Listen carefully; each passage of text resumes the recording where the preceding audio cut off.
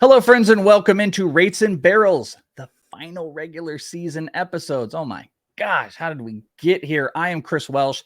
That is Eno and this is my final episode of the season. I don't know what the future holds, but boy, have I had a blast hanging with you guys this entire year. And what better way to go out with a little bit of Project Prospect in this episode, like a lot of it, because we're going to be talking about the Arizona Fall League. The rosters have been released. Eno and I will be together in about a month, as well as DVR. We're going to get to see some of these players, so we're going to talk about that. We're going to talk about a few hitters and pitchers you guys can look at this week, a few other fun things. But, it's crazy. We started at the beginning of the year, and like outside of whatever my future holds with all of it, and this being my last episode for at least a bit, like I can't believe we're here. It feels like this season has absolutely zipped by, and it feels like we should still have months ahead, but we don't. And we're going to spend a whole off season breaking down a whole bunch, but I very much enjoyed spending my time with you. Yes, I enjoyed it as well. I hope to have you back. And then, it is interesting. A little part of me disagreed. Like I was like, oh, it didn't zip along. At least I feel in like sort of the September. They call it the dog days of August, I think, but it's really September when I'm like, these seasons are long. I guess like we're here is my point. You're kind of you're not wrong about that, because I do feel like I was hyping Corbin Carroll up to everybody, but it feels like 4 years ago, and it was only like 7-8 months ago or whatever. Yeah. So you're right about that. It maybe it took long to get here, but now that we're here, I'm like, what's going on? Like, this is the last week. I mean, you have 2 more regular season episodes, and then you are done with the regular season Rates and Barrels. Yeah, yep. We'll take a little pause. I think it's good to take a little pause, just to recharge. I think about even taking a day off like I did last week. Just it's useful. It's useful to kind of delineate. I wrote a piece once that seasons are arbitrary endpoints, because we like to compare seasons so much. And I do, but there is something about stopping and then restarting. You know what I mean? Like, I think if we just did Rates and Barrels all the way into Arizona Fall League, all the way into prep season, we would just be like, like I'm still talking. Like, there's like a reflective nature, just like. Yeah, there's a reflective nature to being able to like reprocess. Like, I think you have to step back for a few minutes, whether you play redraft, dynasty, high stakes, whatever it is. You have to kind of like step back to like rewire your brain. I find that sometimes when I kind of detach for a second and then come back, and it's almost like putting all the papers out, like one of those psychos where you put everything up on the wall and you get the strings. Like, you're going to have to do that, but just like lay the papers out, just kind of stare at them for a little bit. And then you can start to formulate what next season is going to look like. People still in the now are very hyper focused, and some people like awards more than anything else. But if we're going to start prepping for 2024, I like to have a little bit of a reflective period, except mine doesn't really ever stop. Mine only stop becomes December, but that's actual prep, because I will be at the Arizona Fall League, living out here in Arizona 1 week from today as we're recording this, with a few extra hours. I'll be out there. Back at the ballparks. Yeah. I miss it. It's hot. It's been crazy. It's been crazy out here. That feeling of stepping out onto I once went from the World Series to the Arizona Fall League and was like, oh my God, we're right into like the season ending for the big boys, and like right into what's the future. That was a bit much. I don't know if I'm going to do that again this year, but I also like, if you step away and don't look at your team for a little bit and then come back to it, I think you come back with a more critical eye. Sometimes when when you're managing a team, you see it every day, you just put all your hopes into it and you're thinking about it all the time, and you tell yourself why Mitch Haniger will be better next year, and you can't drop him in a 20-team league. And then maybe you step away, you come back, and you be like, he's old, and I don't know how good he's going to be when he's in, and maybe he isn't a keep. So I did this for my basketball team, where I set up all the cuts, and then I stepped away and didn't think about it for a couple of weeks. And when I came back, I cut like 3 more players, because I was like, these guys are expensive. I also think, to what you're saying, I see a lot of people doing this right now. A lot of people are playing like the higher stake stuff, like the NFBCs, and they're looking at their DCs, and a couple of people I've been like, all right, I've seen they go like, okay, this is what I've done, and got to rework some stuff in the off season and see how to reapproach it. But like taking that break and going back and looking at the rosters and how you draft it, I think can help do that. Like when I go back and look at my best balls, there's a few where I'm like, what the hell was I thinking? And there's a couple where I was like, man, I'm smart. You know what I mean? Like you have a couple of those, and then trying to like rework some of the thought process that got you there. And that's not just a best ball format, that's in the high stakes or your redraft leagues. You can just kind of reprocess and then just start to break it down. We're going to be breaking down all of the things for you all off season long. And that'll be kind of a fun process getting into mock drafts. I'm actually doing an early mock draft right now, for my In This League stuff. We always do a way too, or yeah, we do. I know we do the way too early mock draft to end every single year. And then we can kind of be reflective on that. And you're already seeing like weird stuff happening, like I'm seeing weird stuff. I don't know if it's weird, but like I got Mike Trout in the 5th round. That was, I don't know. I feel like that's low, but I've seen a couple other mocks that had him in the 6th. I got Zach Gallen in the 4th round. So I feel like that was a decent value for pitching. So, we'll have lots of time to kind of reflect on all of those things. You know what a really interesting one was, and maybe I made the wrong choice here. I actually had this decision in one of mine in this draft in the 4th round between Zach Gallen and Blake Snell. And I went with Zach Gallen because I think there's still that unknownness of where Blake is going to end up going. The not going into the 7th is still out there. Maybe a Cy Young hangover. I still think there's a lot of questions, even though the ERA clearly in favor, the strikeouts clearly in favor. Gallen's got the wins, and I think Gallen is, I don't know, he uncharacteristically kind of faded a little bit towards the end, but that is a segue. Just talking for a second about Blake Snell, we have the audio of your son talking with Blake Snell, which we can play in a minute, but you also got to kind of chat a little bit more with Blake. And I know you wanted to talk a little bit about him, but that was a really tough decision I had to make. I thought it was 1-1, but maybe it's not as close because Blake Snell ended up being like he went 2 SPs next. So he went like 6 or 7 picks after, but I really was deciding hard between Snell and Gallen.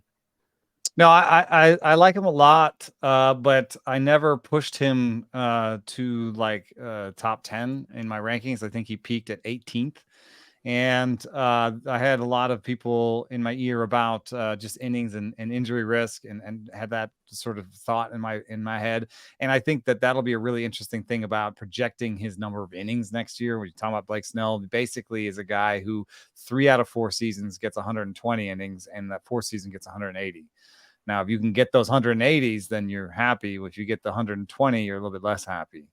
And I think that's going to be true of his next major league team. And that's going to be maybe a thing that you have to consider in fantasy. But on top of that is the thing that we did talk about after my kid was done interviewing him. I told him that I noticed that his slider wasn't moving the way it normally did in the first couple of months of the season. And he said, yeah, I didn't have my slider. I didn't have my slider, my good slider, until just recently.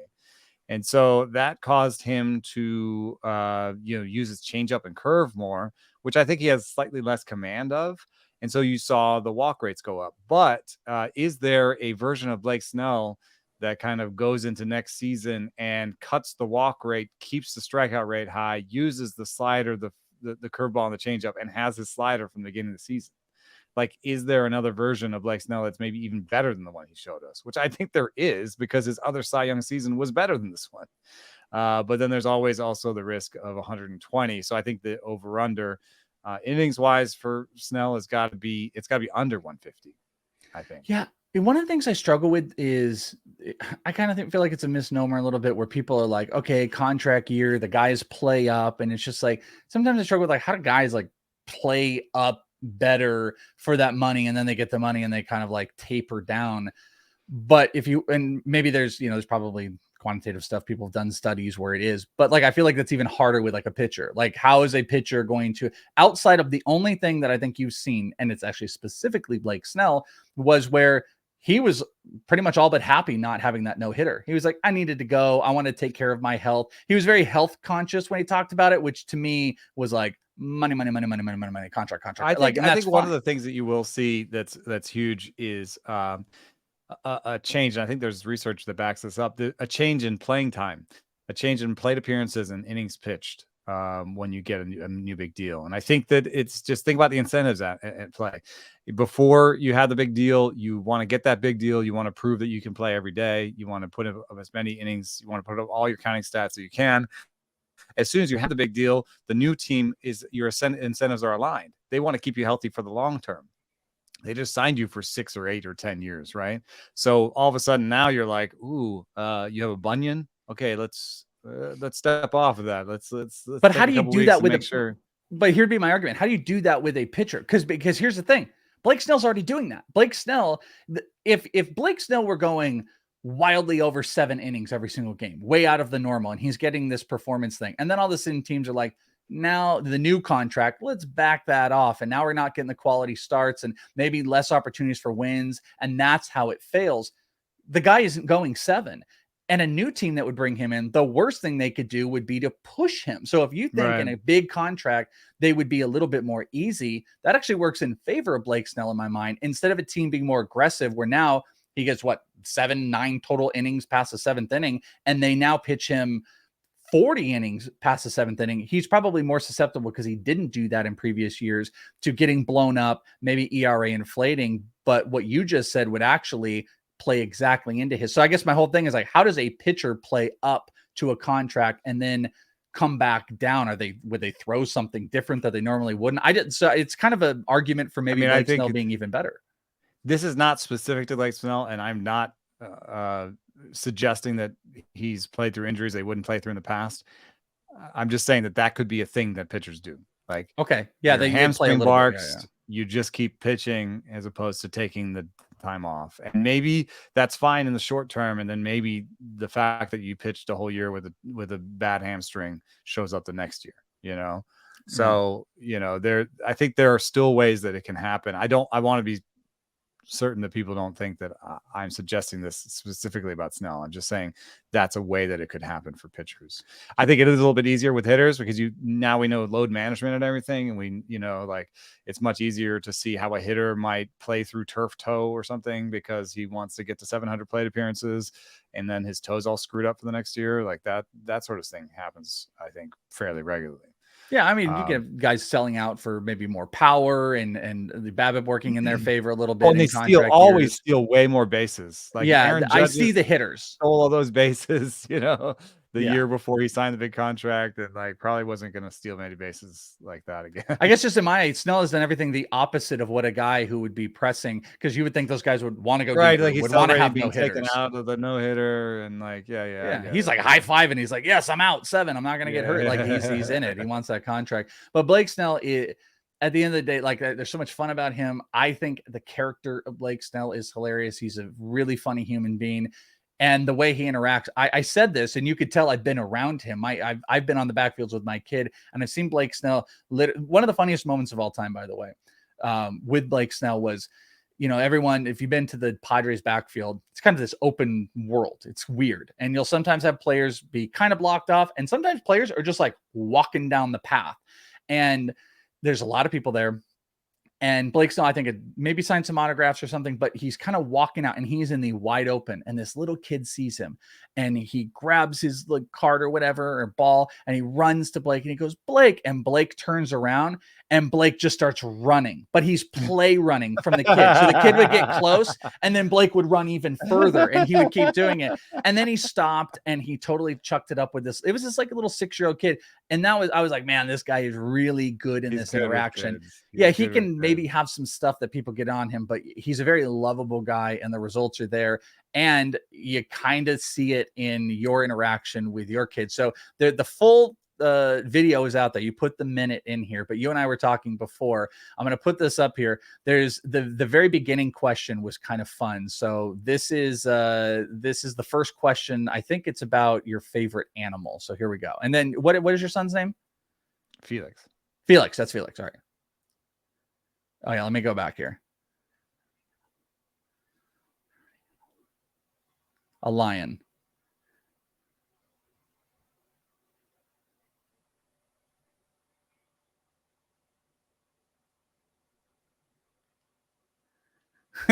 So Blake's like, what is yours? And Blake tried to give him suggestions, and then Felix is like, what about a human? A human is my favorite. That's a great That's a really great interaction right there. So he did go to his field. Was Felix like excited about after that? Oh yeah. He's like, Blake Snell's like one of his favorite players. He has a Blake Snell jersey, and now he has a San Diego Padres hat that he wears all the time that's signed by it in the bill. That's cool. And he was asking me like, should I stop wearing it now? And I was like, no, man, you're not gonna sell that hat. Just wear it. And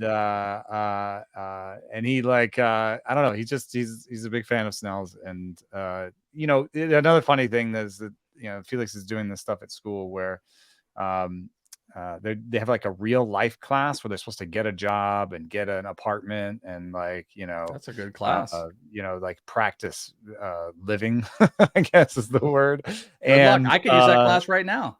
And so everybody in his class became a financial analyst because it was the highest paying job that you could just have with a BA. And not Felix. He chose sports writer. And I said, how appropriate. You're going to make less. And he goes, that's all right. I like my job.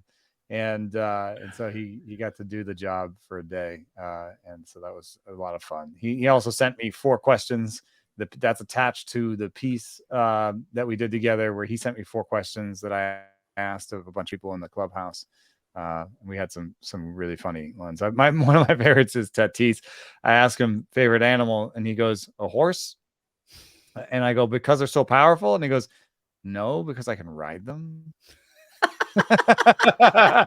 Did he have all like questions too? Like, because I could ride with. That's funny. Yeah. He was like, well, no, because I can ride them. If you've ever seen Tatis's like Instagram, he seems like the type of guy that might be like, I'm gonna ride a horse on a beach or something like that. I could see why he might say horse. Yeah, his vibes give off that for sure. But that's very fun. He was funny overall, because then he said like, I said, did you have any cards? He goes, oh, I didn't have many cards. I did have some cards of my dad's. And I go, did you ask them to sign them? And he goes, no. And I'm like, yeah, I guess that would be weird to ask your dad to sign the cards. That's very funny. It was a funny interview with him. That sounds fun. Alex Cobb was funny too, because he like a lot of people, when I asked them favorite animal, they had to think about it a lot. And when I asked Alex Cobb, he was like, my kids ask me this every day, because his kids are like just a little bit younger than Felix and his brother. So he's like, my kids ask me what my favorite animal is every day. I have an answer. And it was like, finger monkey. I was like, okay. Oh, what? A finger monkey? I don't know, like a small monkey. What he's like he's like dreamt of having like a small monkey pet. Really? Monkeys terrify me. I'm terrified of monkeys because they're just like so rip people's faces off and stuff. Like I don't any little monkey that's cute. I'd be like, no, smart. Yeah, Chimp Empire, those are big, but Chimp Empire is like some wild documentary to see. But I'm terrified of that. So I thought he was talking about those little like finger. Remember those little like squishy finger puppets that you put on your fingers? Sock puppet or whatever. No. Yeah, but they're like talking about an actual monkey. Okay, no thanks, but there you go. So that's a very fun one. He's one of my favorite people to talk to. So well, I'd also say that you're a pretty good role model for your kid in the sports writing world. You can teach him a thing or two in that world and other areas that you can expand to. Yeah, if he gets started earlier than me, then maybe he'll have even more success. There you go. Blake Snell's already a buddy. So go into when is that coming out? Is that out? It's out. Yeah. It's out. So athletic.com/rates and barrels. Go and check that out. You can get a subscription right now. You can go to Eno's Twitter and I'm going to read that right after we're done with this. So I'm going to jump on that. Let's talk about a few things to help some people right now. And then we're going to talk about the Arizona Fall League. And the things about right now are just going to be some hitters and some streamers that people can look at. So I pieced together, since you and Al are going to be back on Friday, you guys can cover some of the Friday-ish and then the weekend stuff. Mm-hmm. And this for us, we can cover Tuesday, Wednesday, Thursday. And I got 2 pitchers for you on Thursday, just your thoughts, and you can pick one or the other. Really, are these viable guys that you want to put your season on the line for? Tuesday, we actually have 2 really good matchups. I actually think of any day, this might be the best day. Reese Olson up against Kansas City and Michael King up against Toronto. I think those are the most viable streaming options.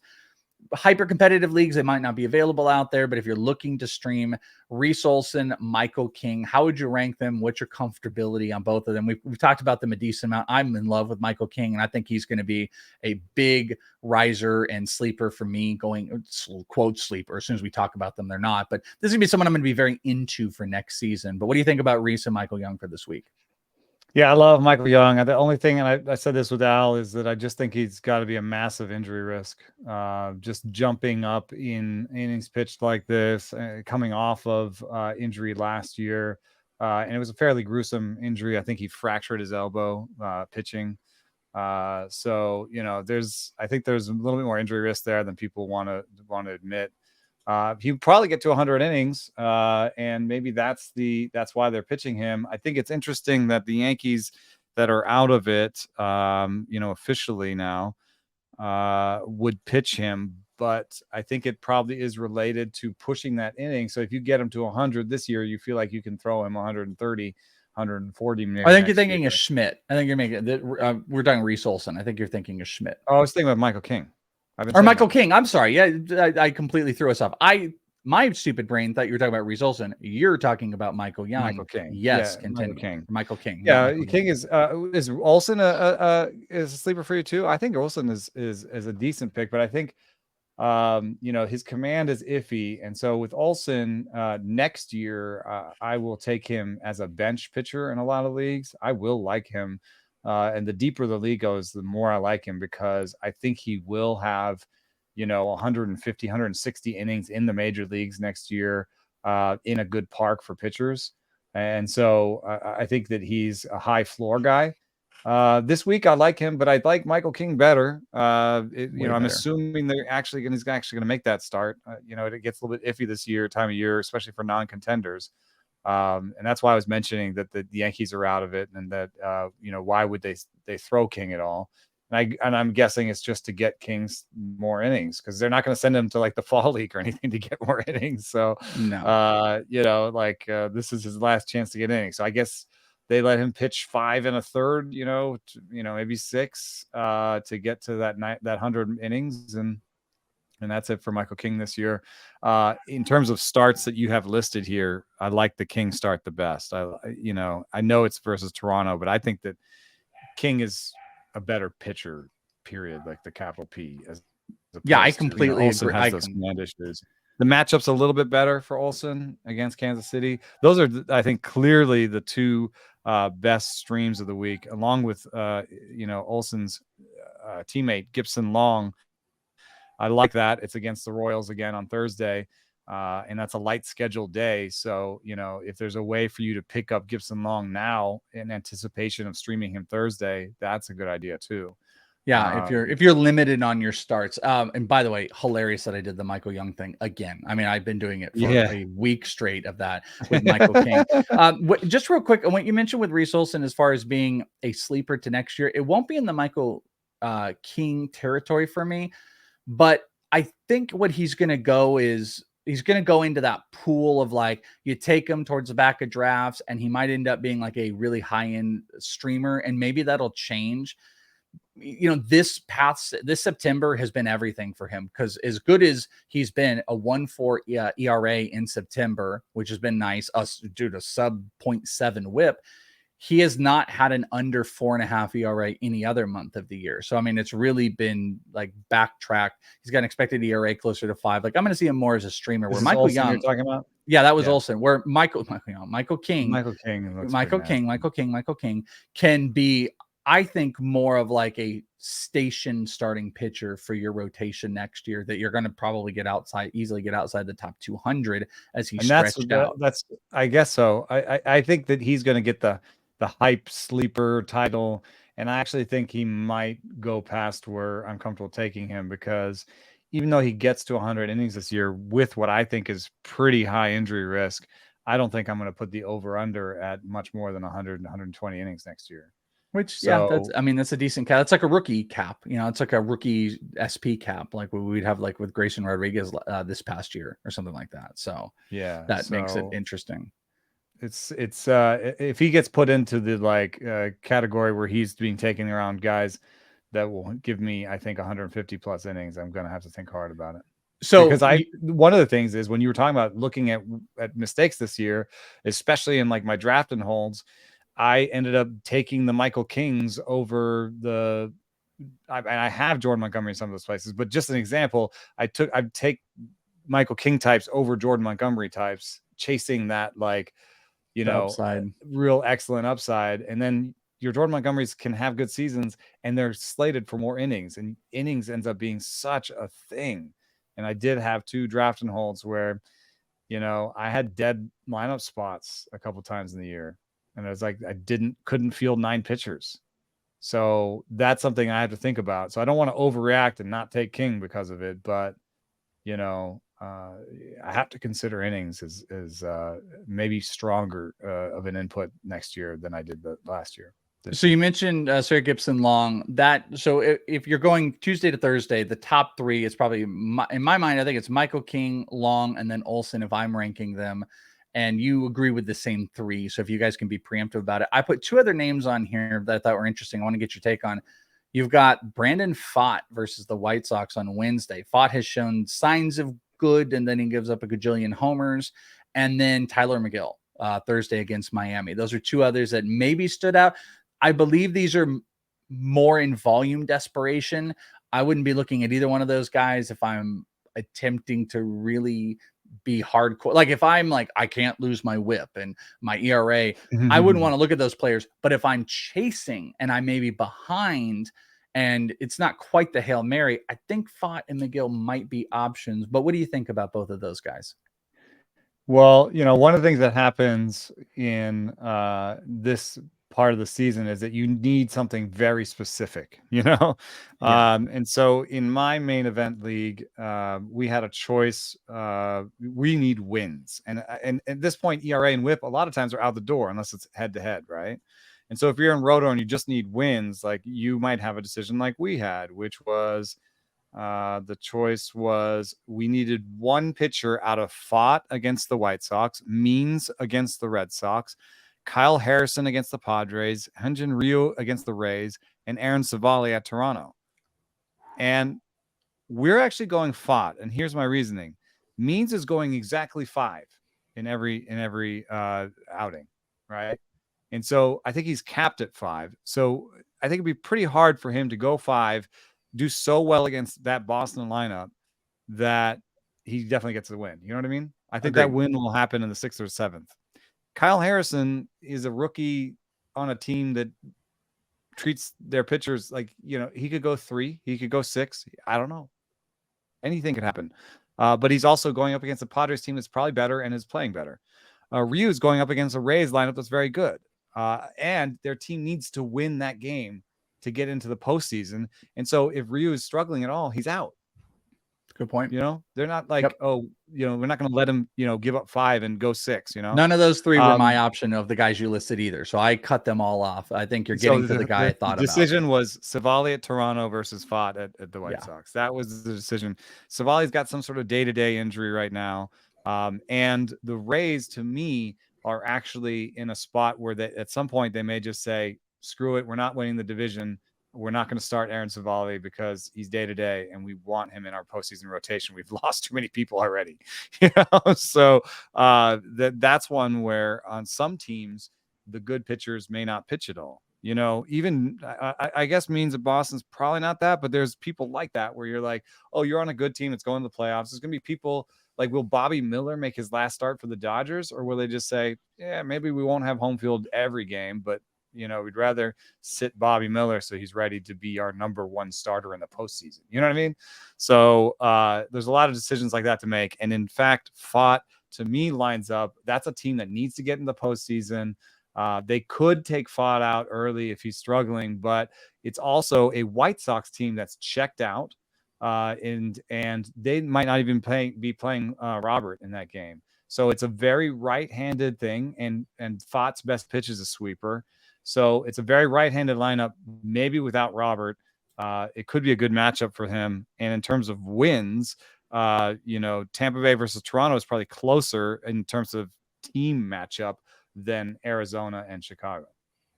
So Yeah, that's how I made my decision. And that's how I think you have to kind of run along and be like, do I need Ks most of all? Do I need wins most of all? What am I looking for here?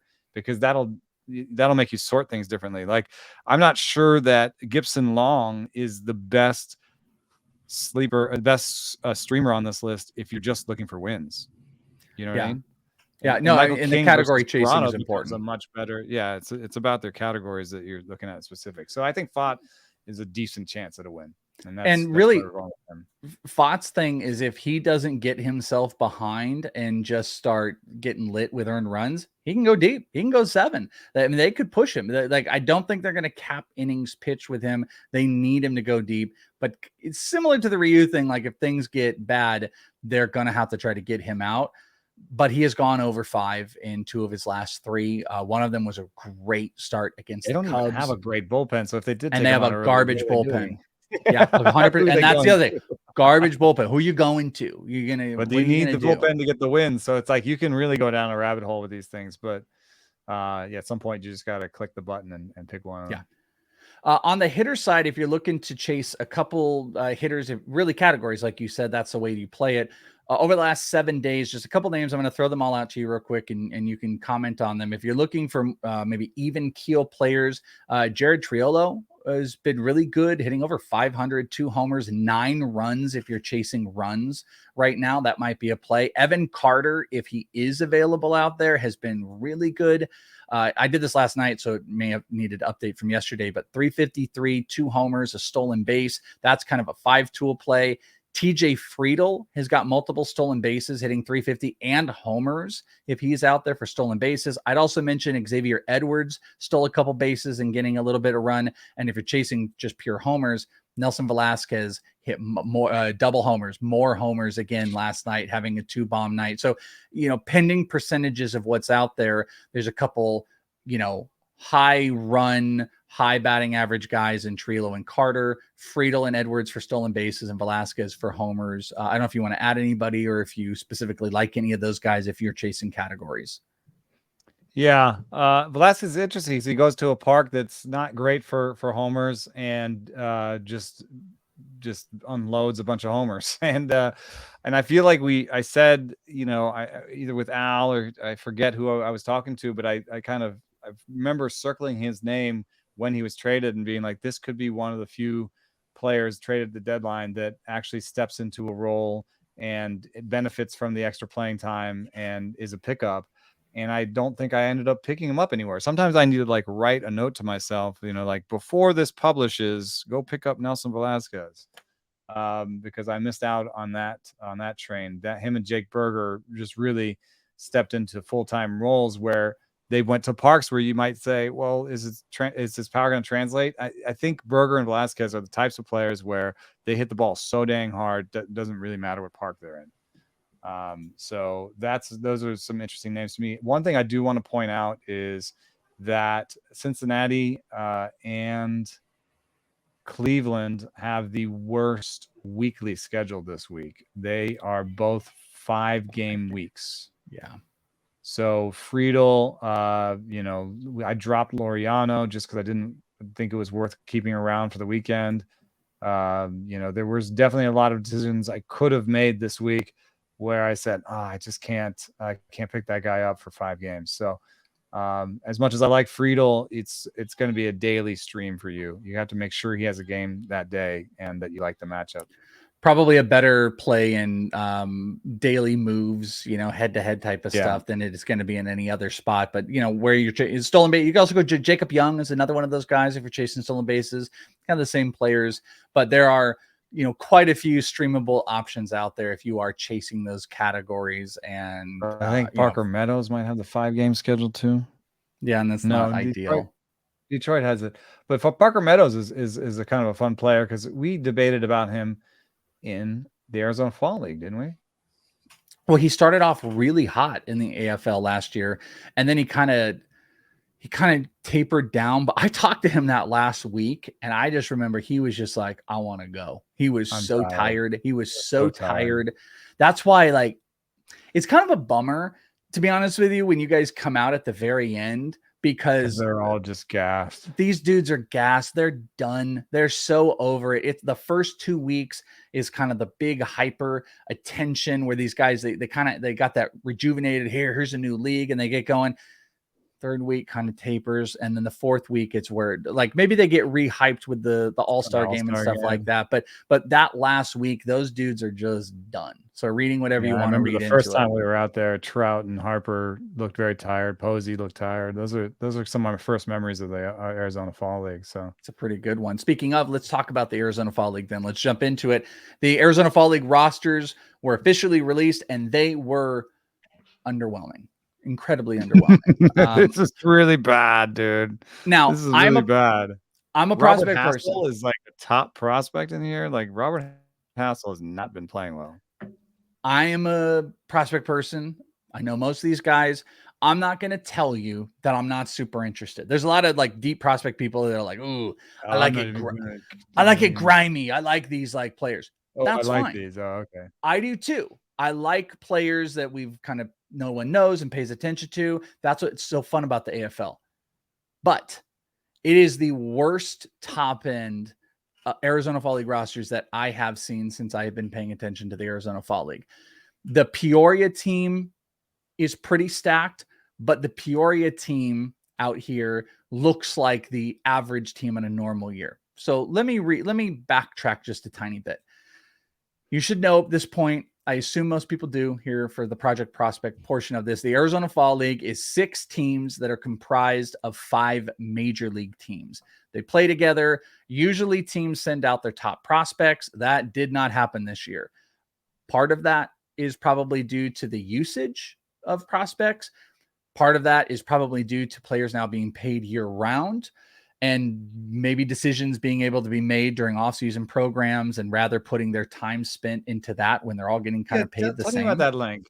So you think that so they get paid for the AFL in the past? Yeah, so there's some form of money. I'm not going to say it was good money, but remember these guys stopped getting paid in September. They were done, or partial September. No money was coming in. And then you could come to the Fall League. You could make some money. Vendors come in. You get some free stuff. Maybe they do some autograph signings. That's true. The bat vendors all come for sure. Like definitely there's some free stuff aspect. You get taken care of. Win the home run derby or you make the all-star game, there's little bonuses or something. Yeah, they got bonuses out there. You get taken care of. Teams can treat this like a workout. It's a place to make money, blah, blah, blah, blah, blah. That's gone now because these guys get paid year round, and teams have to, I think, over incentivize for even like off-season programs. There's a lot more decision making that's put in here. This is me more speculating. I've had a couple people chirp in me about that might be the thing. I heard about some really good players that declined to come here.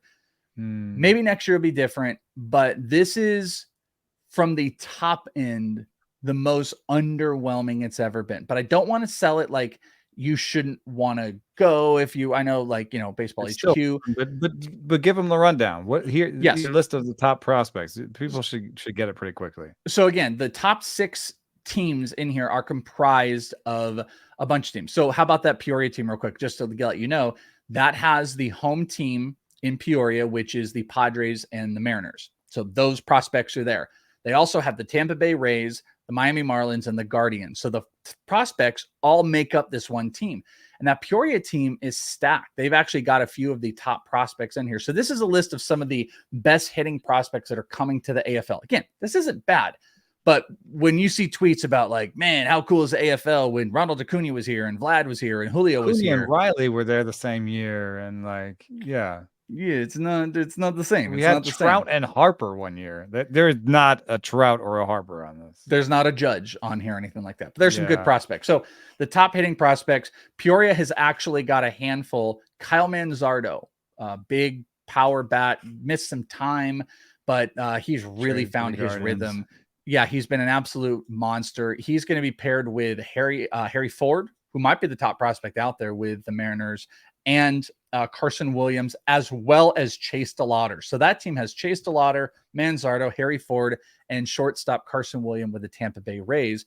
And, you know, Carson Williams, it's funny, when I was talking with somebody and the roster did come out, I I was not special enough to get the early version of it, but this person was, and they were saying, oh yeah, one of the top prospects we've seen is Carson Williams. So when I heard that, I was like, what? The top prospect out there is Carson Williams? That doesn't sound good. He's a he's a very good prospect, but that didn't raise my eyes. My problem with Carson Williams had been massive strikeout numbers in high A this year, almost 32%, while putting up video game numbers. He had 23 homers, 17 stolen bases, but a huge strikeout rate. He jumped up to double A and a couple games in triple A, and you actually saw a really low strikeout rate in triple A, but he is tooled out beyond belief. Carson Williams is the type of guy that could be vying for a spot next year with, the issues that Tampa Bay's got. Especially since he played shortstop, and Junior Caminero just came up playing third and DH. Yeah, and he could be a third baseman. He played short in the minors, but they're not playing him at short in the majors. So it does not seem like Junior Caminero is at all a possibility at shortstop. You could have the start of next year be Caminero at third and Carson Williams at shortstop. And what's also interesting is there were almost 40 or maybe 40 plus prospects from last year's Arizona Fall League that made the majors this year. So I know this doesn't resonate with everybody, but this league usually is full of major leaguers. Finishing school. That's always been the thing. I think it's going to be different this year with the talent pool, but Carson Williams is one of those players. Let's say we're going to get to talk about these guys individually for a second. I just want to kind of give your list here real quick across the board, just to so the people get a sense of like, these are the best prospects at the Arizona Fall League. We're talking about Kyle Manzardo, Harry Ford, Carson Williams, Colson Montgomery, the shortstop for the White Sox, Kevin Alcantara, who's the outfielder for the Cubs, Chase DeLauder, Jace Jung, Robert Hassel, Alexander Canario. So the list is already too long because I don't think Robert Hassel is actually a top prospect. I only put him because of a name. I agree. I don't have him as a top 100. I wanted to put him on there for Doesn't even Canario strike out at 30% of the time?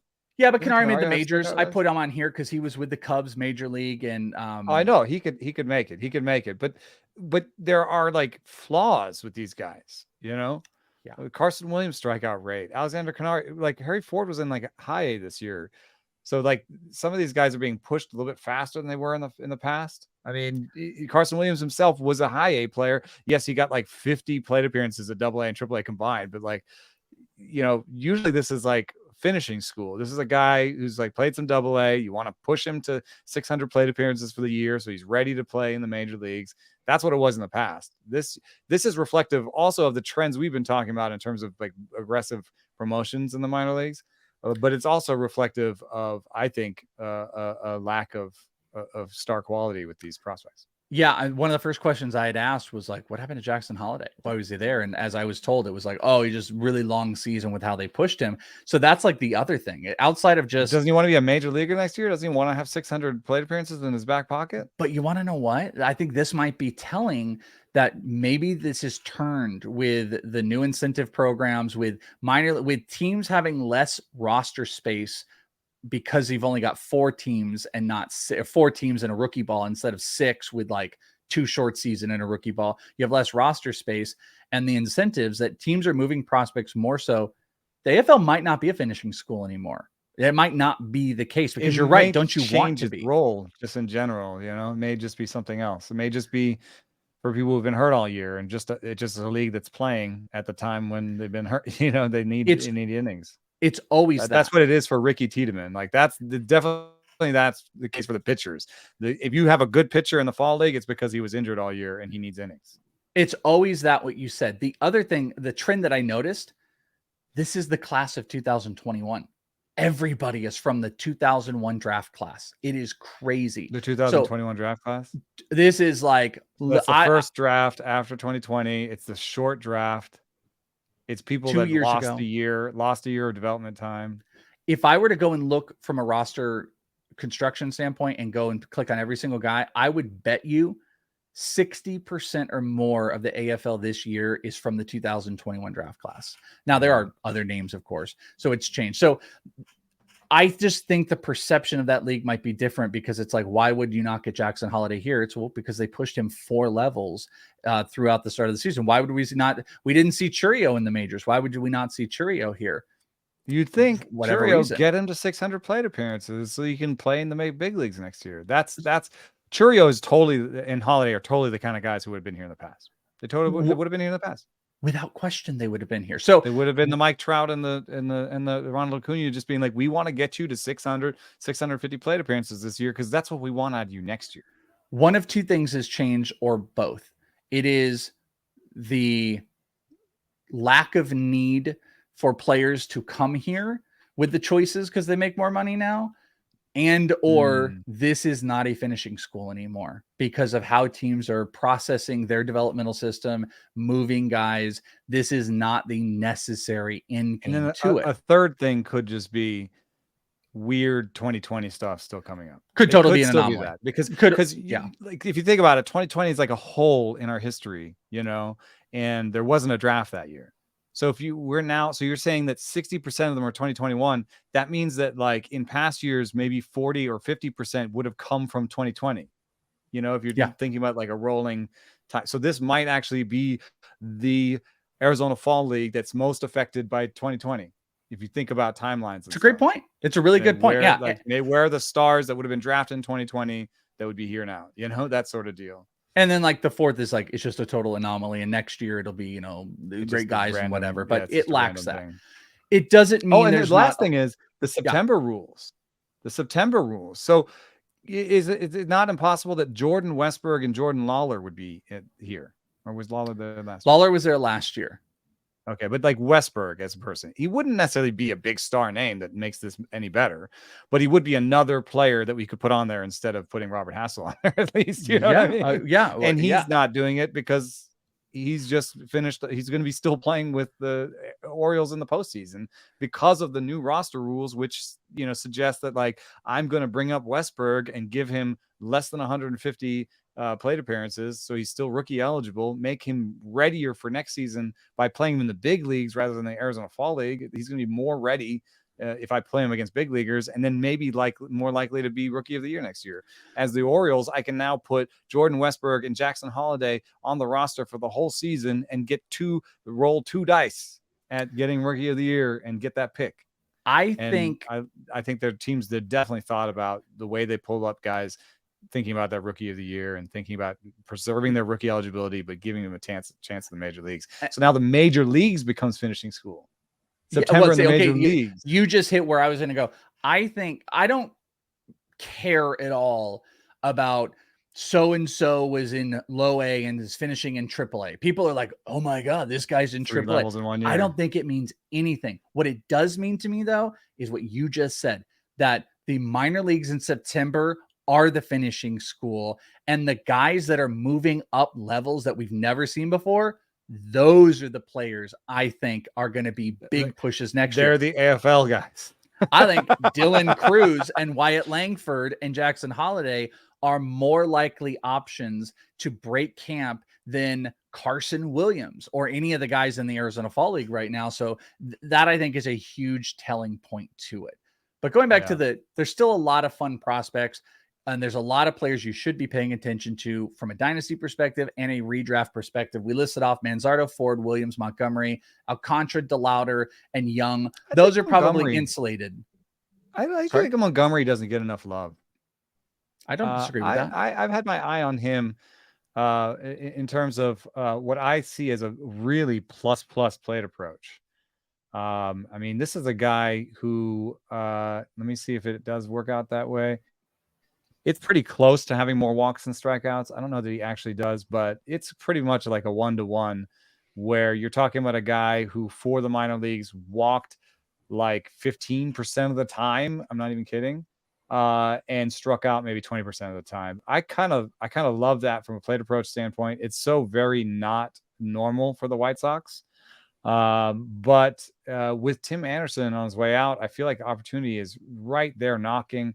And this could be one of your traditional Arizona Fall League stories where he gets up to, what's he going to be? He's going to get up to he's at 300 plate appearances right now. He's got to get up to 450, 500 before you can consider him as a rookie candidate for next year. The White Sox may decline the option on Tim Anderson and just go with Colson Montgomery from day one. It's a possibility. I mean, he is a clear cut. He was always coming here because he missed so much time and he had to play in the complex league a little bit this year. But yeah, he gets a lot of like Corey Seager comps, big physical guy, making better decisions. I think he was even interviewed after his after coming off of complex and going to high A with like, he was even surprised at some of the success he's had. He's a guy that can shine here. And that's the whole point is there are some players that, as much as I'm kind of poo-pooing the talent level, there, Chase DeLauder is underrated. Tell me about him. I don't think I know enough about him. So Chase DeLauder, shout out because he probably listens because he loves listening to the show. So always shout out to Jeff Ponce. Jeff Ponce will me and him will go back and forth about stuff, and because I think he loves getting your take on things. But Chase DeLauder was seen as like a number 1 overall prospect at some time, and then he ended up getting, I think it was an injury, and actually Bryce Hubbard and Parker Messick really screwed him up at the beginning of the year in college in 2022 that kind of set him on this bad path. All of that aside, this year he was coming back from injury. He's missed time, 366 batting average in high A, 4 homers, 3 stolen bases, a low walk rate. He goes up to double A a little bit of time, walking 18% of the time, striking out 10% of the time, hitting 360 again. Tons of contact, kind of a can get under the ball type of hitter, but not big, crazy like big EVs. But not a Guardians, not like a Guardians limp bat either. I just see if Fangraphs has a 60-60 raw power on him. So yeah, and but you got to imagine the time missed due to injury and the adjustments. He actually was like, when he was in complex, he was supposed to leave and then he had to like come back. He had a setback and had to, so he's just had a really weird year. Oh, God, I'm completely forgetting what it was. I want to say there was an arm injury involved in it. Okay. Something says foot here. Yeah, and there was some setback the day he was. I actually talked to a Guardians player that day, and he had some setback with it. But he is a high-end contact hitter that is just learning to make. It's kind of very new, Lars Nootbaarian power. Yeah, he's got to optimize his ability to barrel with bigger hard hit stuff. So this is going to be an opportunity. I think he's the type of guy that could be MVP of this league because he is he's going to hit probably 370 while he's here. He's going to run into some homers. he's having that kind of year. I like the fact that in the biggest sample at high A, he only had a 42% ground ball rate. So it's not necessarily someone you're going to love him.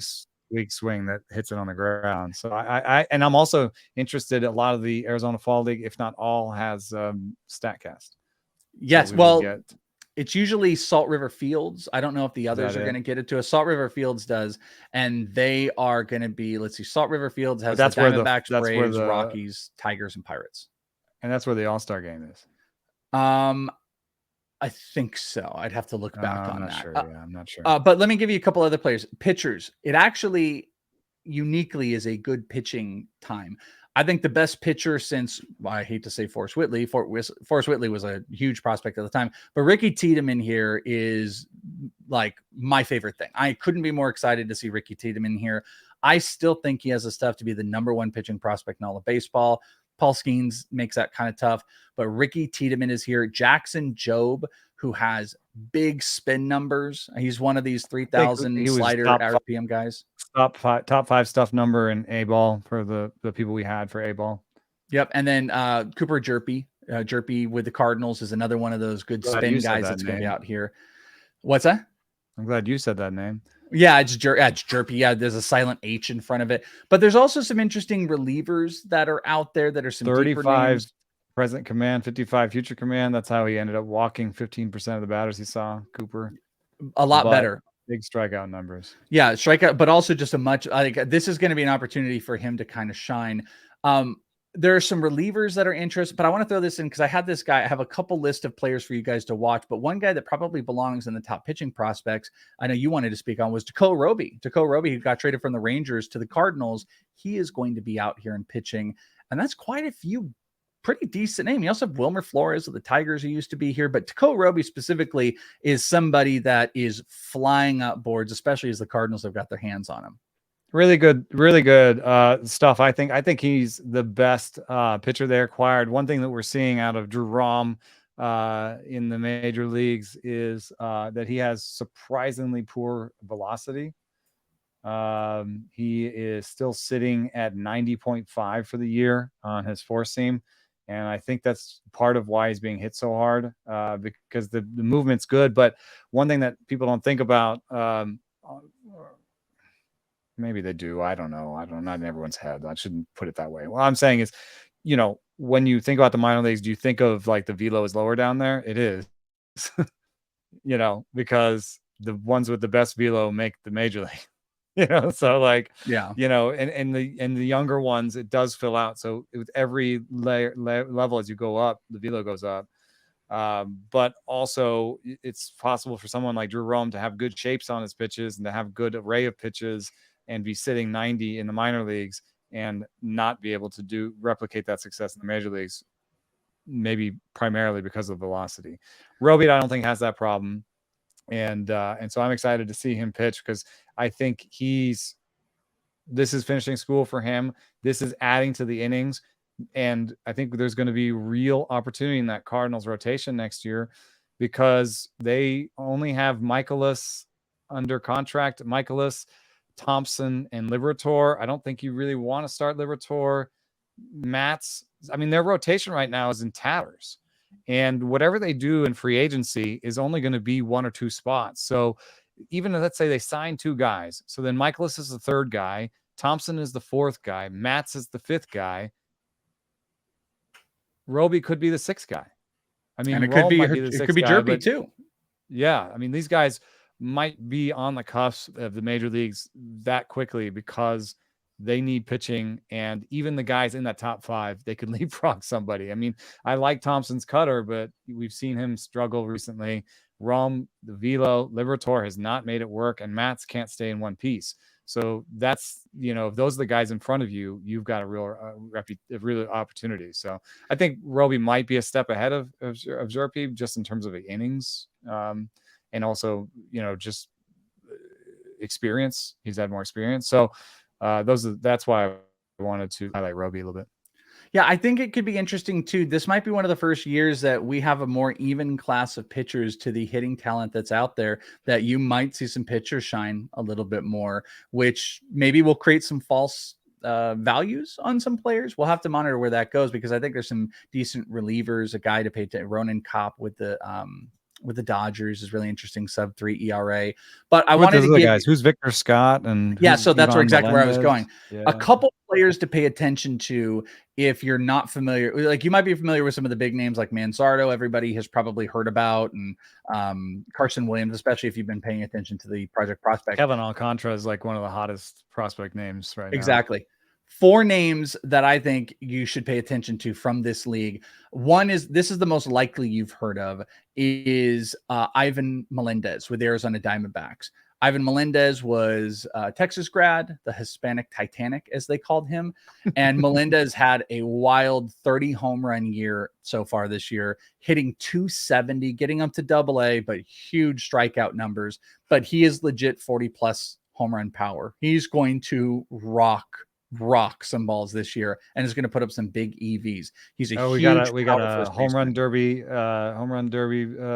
guarantee it. Maybe Guarantee it. He will be in the home run derby. The other guy that will be in the home run derby, I can guarantee, he fell, I believe, 2 shy of the minor league home run leaderboard, was Abimelec Ortiz with the Texas Rangers. He's a 6 foot, bigger, 230 pound. He just won minor league hitter of the year for the Rangers, first baseman, who had 33 homers with over 100 RBI, hit 307, 450 plate appearances, hit 307 at high A and 290 at 307 at low A, 290 at high A. Like a 28% strikeout rate for the year. But him and Ivan Melendez are both big strikeout guys.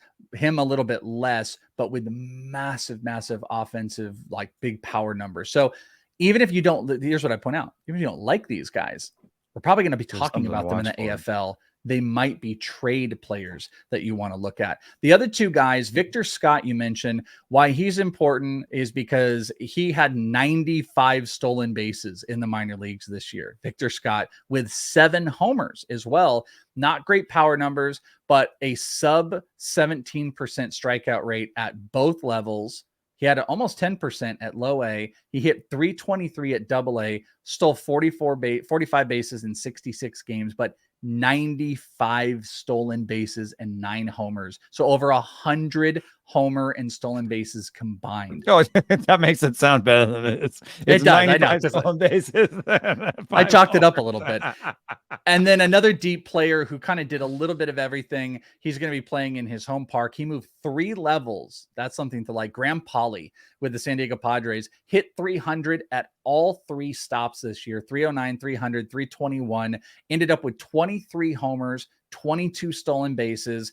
Only had an over 20% K rate at high A, but had a 13% strikeout rate at double A, and had double-digit walk percentage, double-digit walk percentages. So 3-level movement, plays the infield, third base, and he should be playing a lot here. He might be a super sneaky guy that we're talking about going into next year. Padres don't have a lot of guys. I think he has a chance to shine. The only problem is that team is loaded on the infield with a bunch of talent. There are others. There are plenty of other players I could have talked about, but those were 4 players I wanted to highlight as guys to watch. Paulie in particular. There's a player who's playing now for the Padres that's getting playing time that he's better than, which is Matthew Batten. And I can say this pretty comfortably because Matthew Batten has played all the same places as Paulie and been worse. So I don't even know why it's Batten that's getting this run right now, other than the fact that he's 28 and maybe doesn't need any finishing school. And so is therefore is just they're trying to still win games, and he's the best that they can do right now. I would say that, if there are plate appearances written down for Matthew Batten next year, just race those and put Graham Pauley in his place.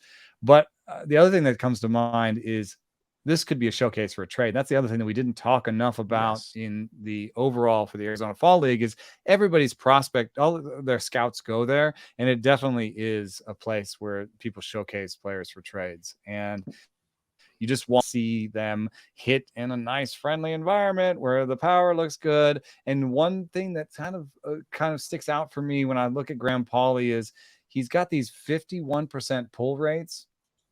And yet he has sub 200 ISOs in a couple of spots that he started in. In fact, if you look at the place that he had the most sample at one level, it was A-ball this year with a 157 ISO.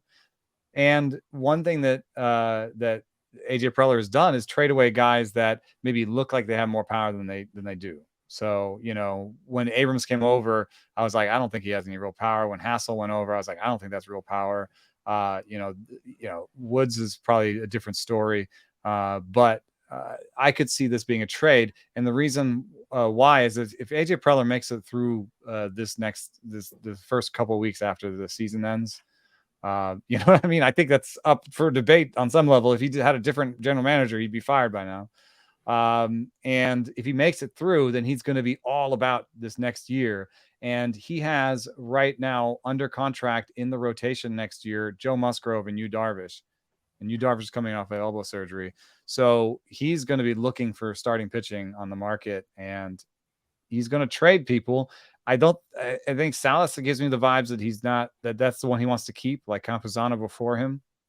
And then Jackson Merrill, I think he'll try to keep, but Graham Pauley looks like kind of a pop-up guy. He's not super young. He's not super rated highly, but maybe some other team will like something about him. He doesn't strike out that much, maybe the Guardians will like him, whatever it is.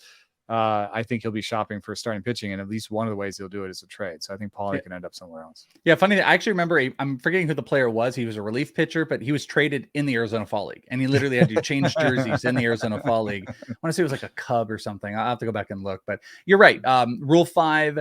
You've got trade candidates. You've got roster. Rule 5. Some of these guys have to be added to the Rule 5 by December, so you can just get a little more look at them, or maybe trade them before the Rule 5. It's a lot of what this is, but the thing that this last thing is you can take advantage of, even if you're not into the development, is there are going to be players that when the whole industry comes down as a whole and sees a player in a small instant is going to fall in love with, and the hype will grow.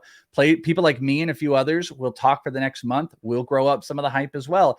You might have opportunities with some players to move them for pretty good deals before something else happens. Or if you just like to do that, there's a lot of people that just like to take prospects and just kind of move them for other assets.